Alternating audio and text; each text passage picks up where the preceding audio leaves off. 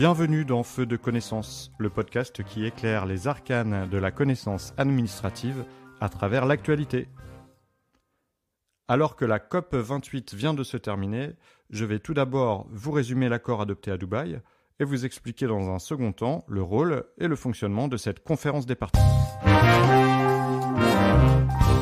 Les près de 200 pays présents à cette 28e conférence pour le climat ont trouvé un accord.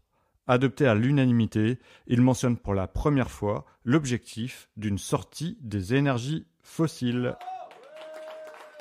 L'accord de la COP 28 inscrit également un objectif de triplement de la production d'énergie renouvelable d'ici 2030.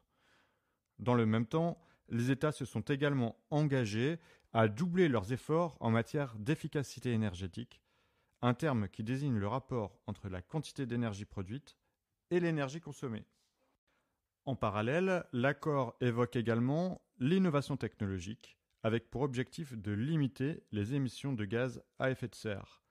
On parlera par exemple de l'hydrogène bas carbone, qui est produit à partir de sources d'énergie renouvelables ou à faible émission de gaz à effet de serre.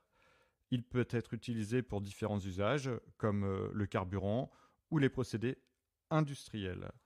Enfin, le texte mentionne l'énergie nucléaire, avec comme objectif de tripler ses capacités dans le monde d'ici 2050. Passons maintenant au rôle et au fonctionnement de la COP. Depuis près de 30 ans, les pays du monde entier se réunissent chaque année lors d'un sommet sous l'égide de l'ONU pour accélérer la lutte contre le changement climatique. L'acronyme COP fait référence à la conférence des parties de la Convention cadre des Nations Unies sur les changements climatiques. C'est un traité international qui a été adopté en 1992 au sommet de la Terre de Rio de Janeiro.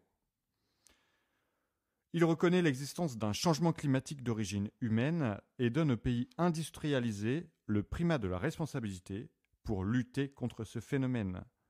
Et il a été ratifié par 197 pays, 196 États et l'Union européenne. La première COP s'est tenue à Berlin en 1995. Les conférences ont lieu dans des villes différentes chaque année, selon un système de rotation des continents, ou à défaut à Bonn, en Allemagne, qui est le siège du secrétariat. Au-delà des COP climat, il existe aussi deux autres COP, liées aux deux autres conventions adoptées à Rio en 1992, la Convention sur la diversité biologique et la Convention sur la lutte contre la désertification. Les COP rassemblent environ 30 000 participants, entre les délégations des 196 États, la société civile et les médias du monde entier. Lors de chaque conférence, deux zones sont organisées. La zone bleue, gérée par l'ONU, qui accueille les négociations à proprement parler, et la zone verte, organisée par le pays organisateur, qui est conçue comme une plateforme pour le grand public par le biais d'expositions, d'ateliers ou de débats.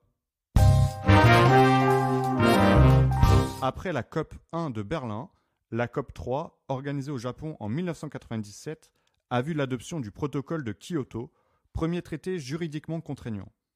Il visait en effet à réduire d'au moins 5% les émissions de gaz à effet de serre de 55 pays industrialisés entre 2008 et 2012 par rapport au niveau de 1990.